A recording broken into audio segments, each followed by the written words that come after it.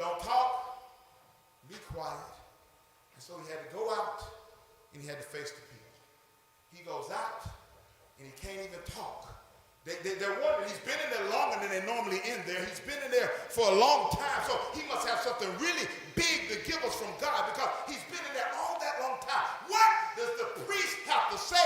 We're waiting on the other two. There's three of them that went. The other two didn't get to go where he went to light the incense. They're waiting on the outside, waiting for him to show up. So now they're all three standing there, and he can't talk. He can't talk. He can't say nothing. He's just there trying to communicate, but he can't talk. But yet at this point, though he can't talk, he knows that that angel that spoke to him in power and gave him a word from the Lord. Amen.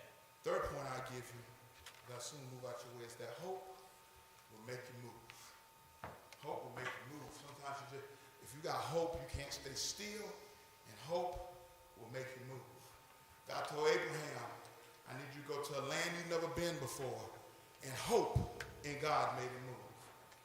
He talked about it in Sunday school, Ruth and Naomi today, and the famine is going to be in Moab. Hope will make you move to Bethlehem. The woman with the issue of blood, she was sick. She had an issue of blood. She could have stayed right at her house, and she could have not went anywhere. Doctors had gave up on her. She spent all she had on physicians, and the Bible says because she had some hope, she had to move. And she said, I'm going to go, and I'm going to grab him by the hem of his garment. If I don't do nothing else, because I got hope.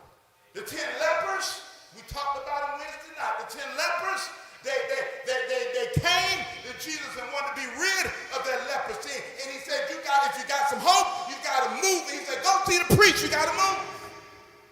And when they moved, the Bible says they all were healed. We talked Wednesday how one came back and the other 9 didn't come back. But they all were healed of their leprosy. Hope will make you move to it. You're not crazy. You understand the stuff you're going through. I don't want you to dismiss the circumstances of your life. I don't try to belittle the circumstances of your life. I don't try to say you should just subjugate the circumstances of your life to the back seat and don't worry about it. You have to consider the things that life brings for you. We understand that, but what I am suggesting is while you're considering the stuff that you're going through, that you don't keep your focus all on the stuff that you're going through, because in order to really move forward, you've got to keep your focus on Jesus Christ. You got to keep looking at Jesus.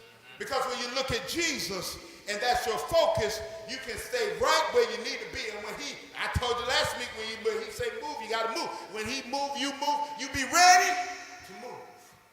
And hope will make you ready to move. But if you don't have hope, you're going to always stay stagnant and stay still. You're going to spend more time complaining than anything else. You're going to spend more time crying than anything else. You're going to spend more time just being someone that no one wants to deal with because you don't have any hope. Because when you don't have hope, you want to make everybody else miserable as much as you are. But when you got hope, people are excited to be around people that have hope. It doesn't matter what you're going through because you got hope. You are somebody excited to be around it. And you set an example for all of those around you. You set an example for the younger generation. You set an example for the older generation. Everybody sees somebody that has hope. So here he is. He's sitting around looking at himself and wondering, what's going on? I'm here. I can't talk. The only thing I can do is wave my hands and try to tell them what I want them to do. But what he didn't understand is that everything was already in motion and it was already planned, and God knew what the outcome was going to be. There were many people that bought Netflix, put out a fight between Mike Tyson and John Paul, I think that's the dude's name.